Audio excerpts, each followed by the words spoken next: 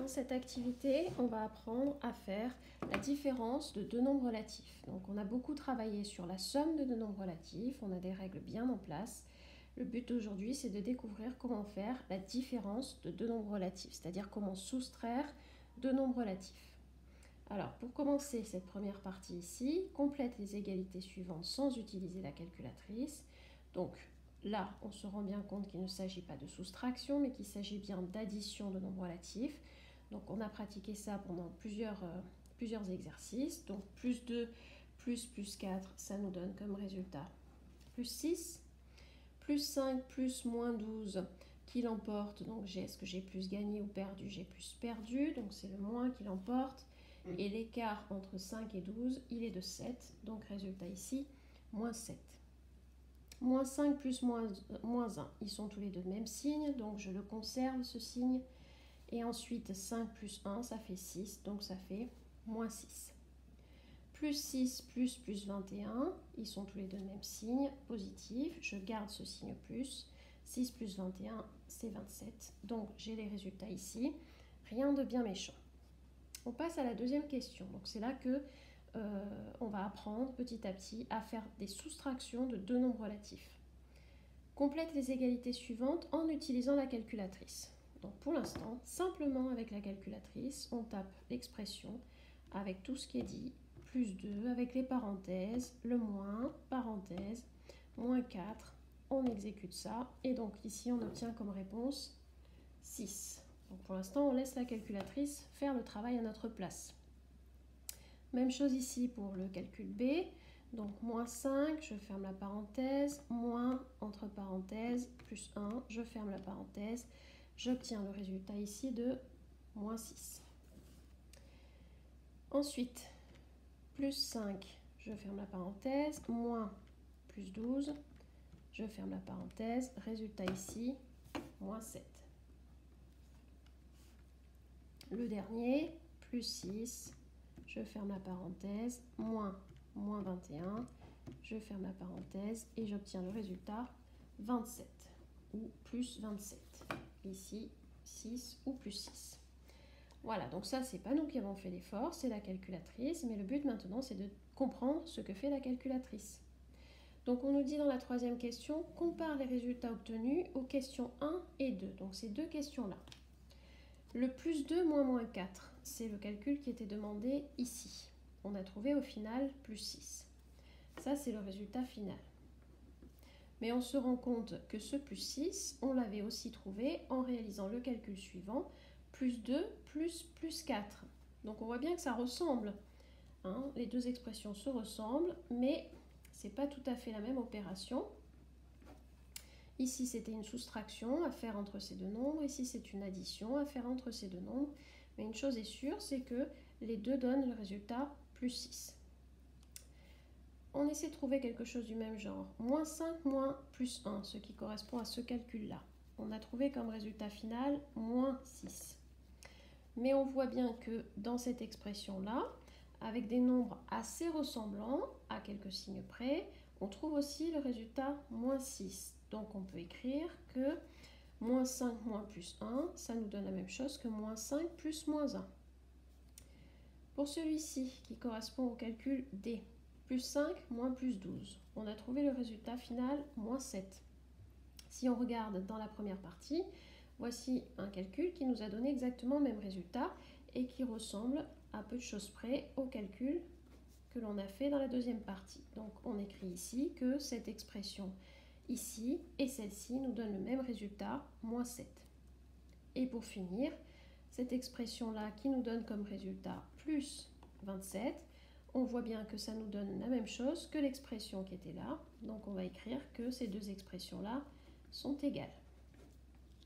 Bon, maintenant on va comparer ces deux expressions. Alors ça, au départ, c'est une soustraction. Chose qu'on ne sait pas faire jusqu'à maintenant, à part avec la calculatrice. Qu'est-ce qui se passe ici avec cette autre expression? Elles sont égales. Il y a des choses qui sont restées identiques et il y a d'autres choses qui ont changé. Qu'est-ce qui est resté pareil? Le plus 2, le premier terme ici, n'a pas changé. Le moins de la soustraction, par contre, est devenu ici un plus. Donc il y a eu une transformation. Le moins est devenu un plus. Mais il n'y a pas que ça qui a changé. Il y a le nombre qui suivait ici la soustraction, le moins 4. Qu'est-ce qu'il est devenu dans cette expression? Il est devenu plus 4. Donc il y a eu ici un changement de signe à ce niveau-là aussi. Donc je répète, pas de changement pour le premier terme. Par contre, la soustraction est devenue une addition.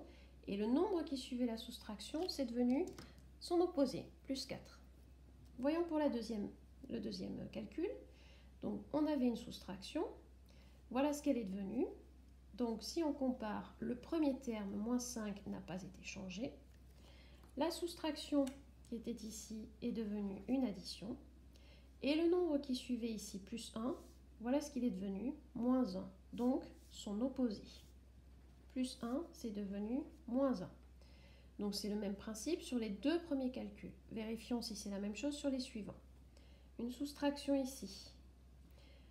Une addition ici. Le premier terme, lui, n'a pas été changé. La soustraction, elle, a été changée en addition. Et le nombre qui suivait la soustraction, c'est-à-dire plus 12, qu'est-il devenu? Il est devenu moins 12. Donc, il a été changé lui aussi en son opposé. Plus 12, c'est devenu moins 12. Dernier calcul. Le premier terme n'a pas été modifié. La soustraction a été changée en addition.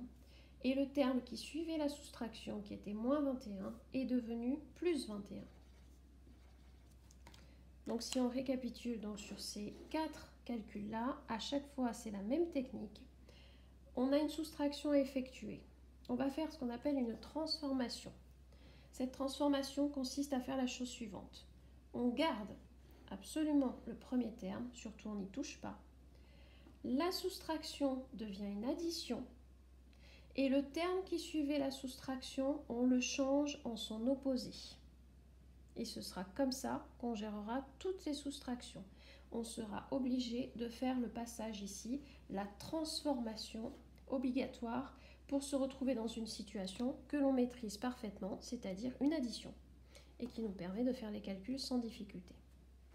Ce qui fait que, pour résumer, pour soustraire un nombre relatif, il faut ajouter,